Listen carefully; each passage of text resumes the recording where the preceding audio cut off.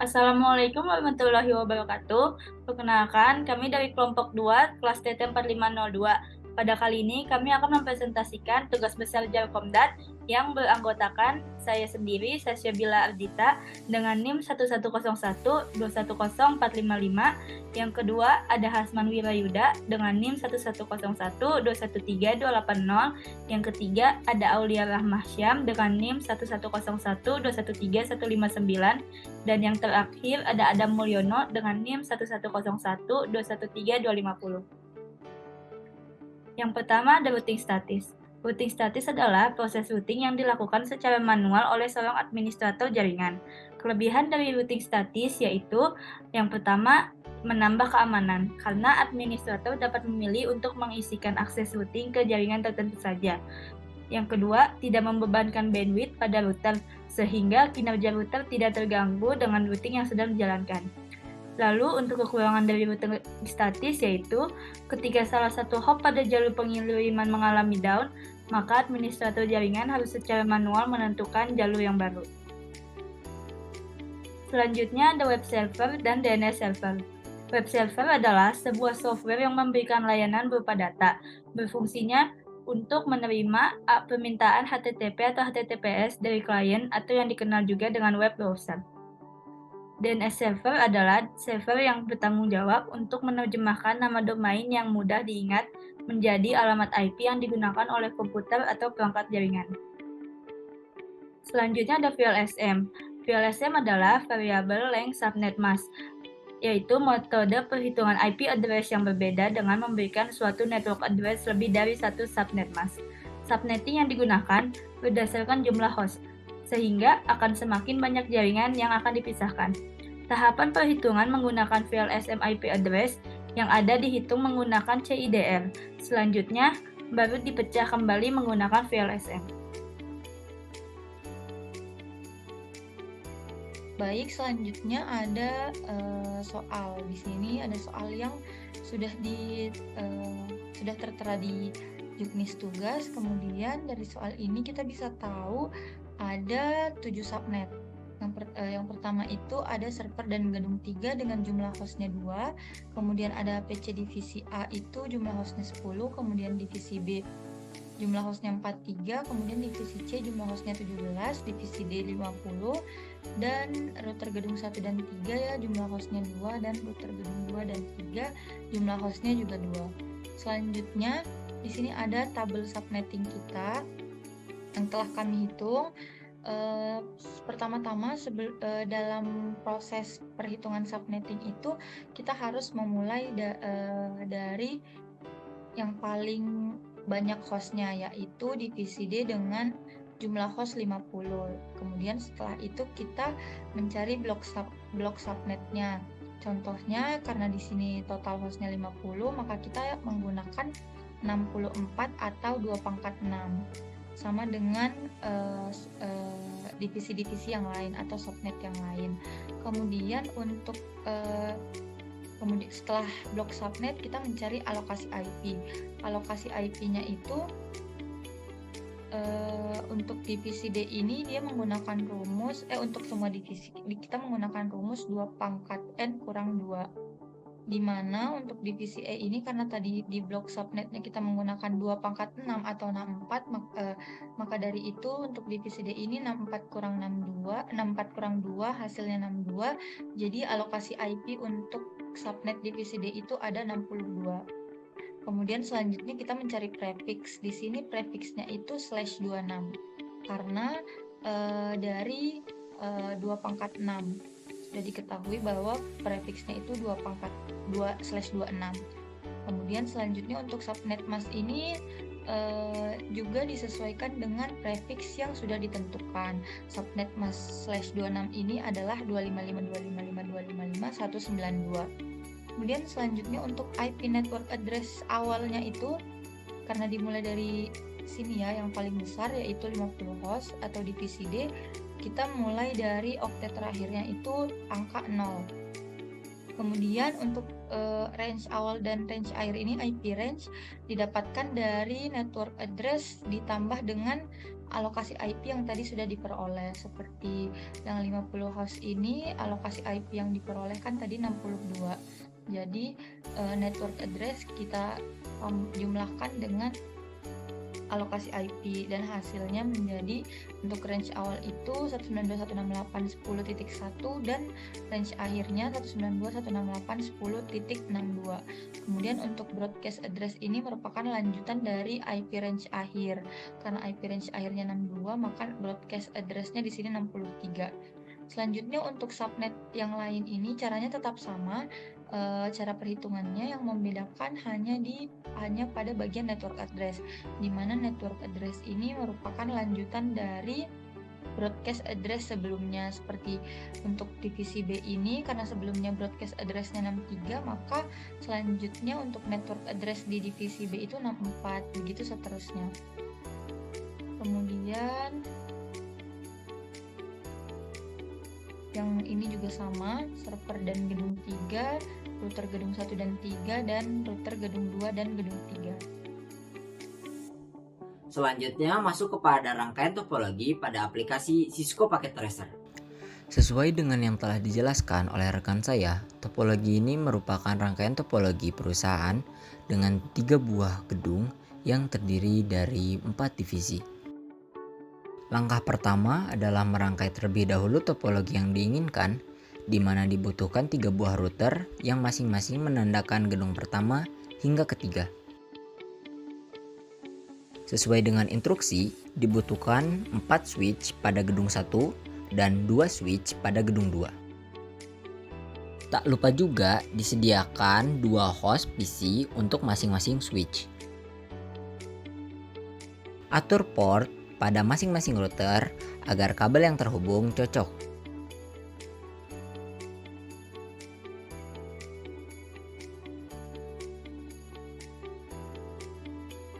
Jangan lupa juga memasukkan server pada gedung 3 supaya dapat mengakses web server.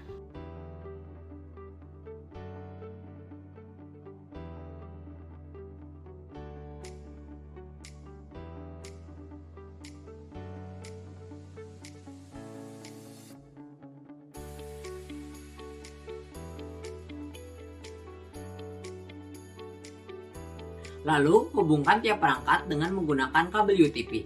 Di sini kami menggunakan 2 jenis kabel, yaitu strike, di mana untuk menghubungkan perangkat yang berbeda jenis. Lalu ada crossover, di mana menghubungkan perangkat yang sejenis.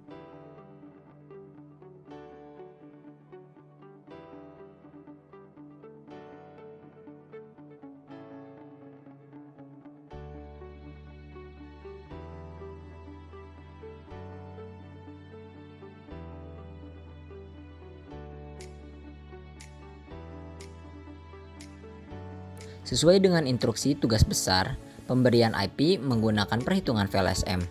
IP tersebut didapatkan dari penjelasan rekan saya sebelumnya.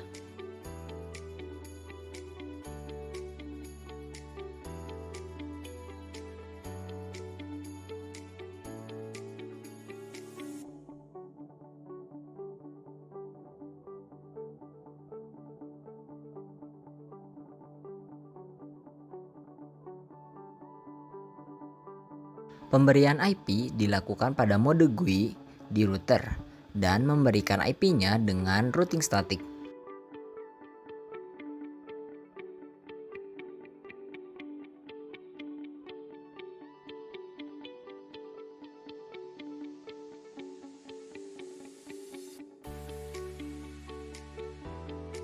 Setiap IP perangkat, subnet mask, hingga DNS server semuanya sudah diatur sesuai dengan perhitungan VLSM sebelumnya.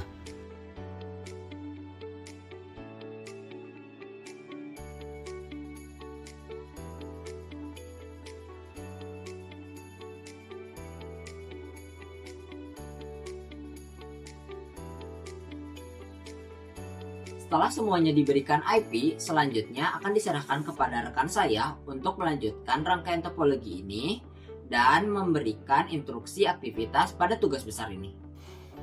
Oke, selanjutnya kita masuk ke routing. Routing ini kita gunakan untuk menghubungkan tiap router di tiap gedung.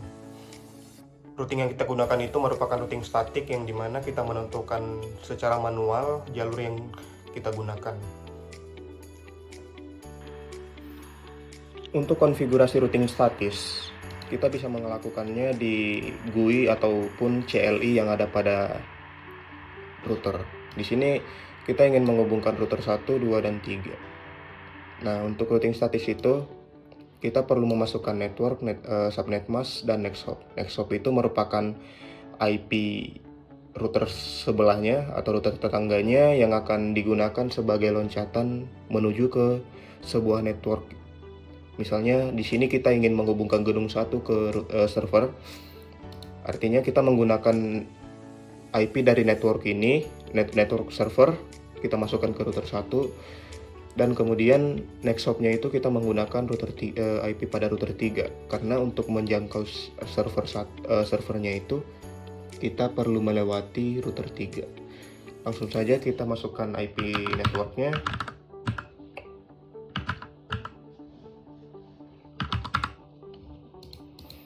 Kemudian netmask dari server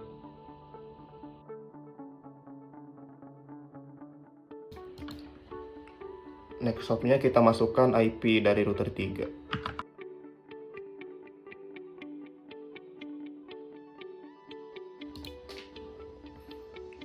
Nah, kita sudah memasukkan network dari server. Selanjutnya kita ingin menghubungkan gedung 1 ke gedung 2. Artinya kita perlu memasukkan network yang ada di gedung 2, yaitu ada divisi D, dan kita perlu memasukkan network pada IP yang menghubungkan router 3 dan router 2 yang berada di sini. Pertama kita perlu memasukkan network yang ada di menghubungkan router 3 dan 2, yaitu 184. Subnetnya sama dan next hop-nya juga sama karena melewati router 3. Nah, setelah itu kita sudah bisa memasukkan network yang di divisi D. Networknya itu 10.0 dan subnetnya 192. Untuk next hop-nya sama karena melewati router 3. Langsung saja kita add. Nah, untuk gedung 1 kita hanya perlu 3 network ini. Selanjutnya kita konfigurasi router ke 3.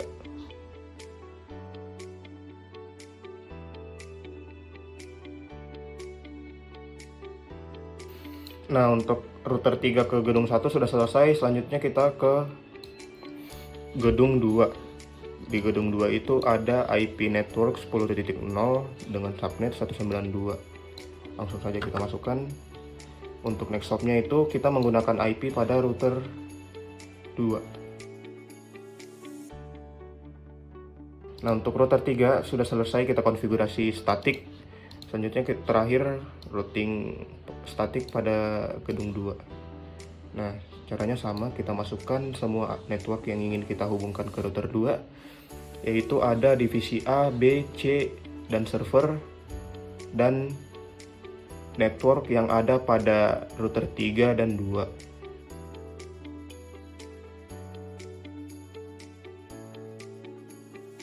Nah, untuk konfigurasi routing statik di gedung 2 sudah selesai. Kita perlu memerlukan 5 network ini. Selanjutnya kita melakukan uji konektivitas di setiap divisi dan server. Di sini saya menggunakan file ICMP agar apabila terdapat error di pengiriman paketnya, kita lebih mudah tahu di mana paket tersebut terhenti. Di sini kita mulai dulu dari mengirim data dari divisi A ke divisi B, kemudian divisi A ke divisi C.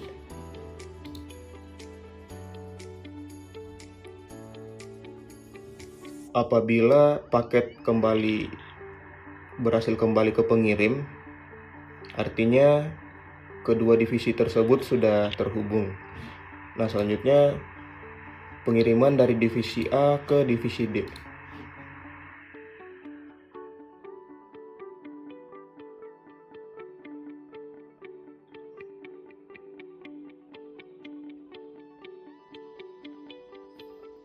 Oke, paketnya sudah berhasil kembali dan statusnya successful, artinya divisi A dan D sudah terhubung.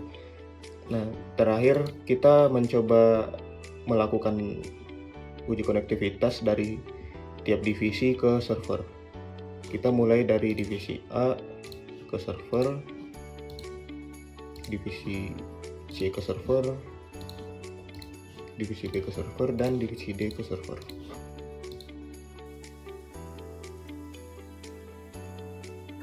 Nah, statusnya sudah successful semua, artinya semua divisi sudah bisa mengakses server. Di sini kita perlu mengatur layanan web server. Caranya yaitu kita perlu menyalakan service dari HTTP ini. Di sini terdapat file manager yang dimana isi dari file-file ini merupakan isi dari domain yang akan kita akses. Kemudian untuk memberikan layanan DNS server, kita perlu menyalakan juga DNS service yang ada pada server. Kemudian kita perlu memasukkan nama domain yang kita inginkan, yang nantinya nama domain ini akan diakses melalui PC. Nah, untuk address, DNS server ini berfungsi untuk menerjemahkan sebuah nama domain menjadi sebuah IP. Jadi nantinya apabila sebuah klien mengakses sebuah domain, nanti akan diarahkan menuju ke sebuah alamat IP yang sudah ditentukan. Nah, untuk alamat IP-nya itu kita menggunakan alamat dari server, yaitu 176.178. Langsung saja kita add. Setelah kita mengatur DNS service, kita sudah bisa mengakses web server dari tiap PC. Kita mulai dari divisi A.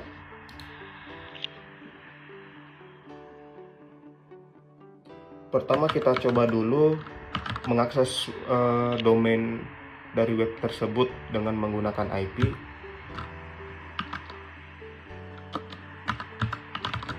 Apabila sudah muncul halaman seperti ini, halaman ini tuh merupakan hasil dari file manager yang ada di file server tadi.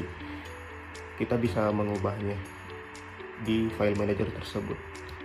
Nah, kemudian kita coba mengakses domain ini menggunakan DNS, menggunakan nama domain yang sudah kita tentukan tadi.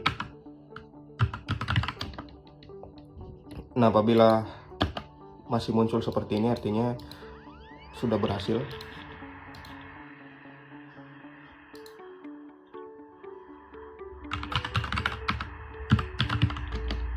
Nah, apabila sudah muncul seperti ini, artinya DNS server kita sudah berhasil. Kemudian kita coba mengakses DNS server tersebut melalui divisi D.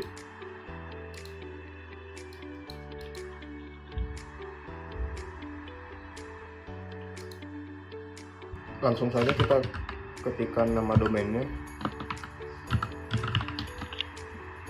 Dan apabila sudah muncul halaman seperti ini, artinya web server dan DNS servernya sudah berhasil. Oke, selanjutnya kita masuk ke routing table dan ARP table. Langsung saja kita cek routing table dan ARP table pada gedung 1. Nah, untuk routing table itu komennya menggunakan show IP route. Di sini terdapat beberapa informasi, tapi sebelum itu perlu kita ketahui bahwa ada beberapa kode yang sudah diberi keterangan di sini. Nah, untuk router ini, di sini sudah tersedia beberapa informasi IP dan kodenya. Nah, untuk di sini ada dua kode yaitu S dan C, yang dimana S itu static dan C itu connected. Di sini kodenya itu sebenarnya tergantung dari konfigurasi kita juga. berhubung kita di sini konfigurasi routing statik, makanya di sini ada kode S. Nah, untuk yang C ini, mengapa mendapatkan status C? C itu artinya connected, yang dimana artinya IP yang C ini dia terhubung langsung ke router gedung 1 ini. Misalnya yang 1064 itu merupakan network dari divisi B. Nah, 128 itu divisi C dan 160 itu network dari divisi A, yang dimana divisi ABC ini langsung terhubung ke router.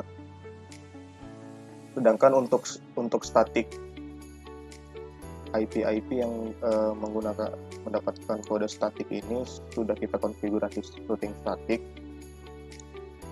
Misalnya yang 10.0 ini merupakan IP dari divisi D. Divisi D ini tidak terhubung langsung. Oleh karena itu kita perlu melakukan konfigurasi statik agar router gedung 1 dan router gedung 2 ini saling terhubung. Nah, setelah kita konfigurasi, maka akan terdaftar pada routing table seperti ini. Nah, di sini ada IP network yang ingin dituju dan via. Untuk via-nya ini sama saja dengan next hop yang kita gunakan untuk menjangkau network ini.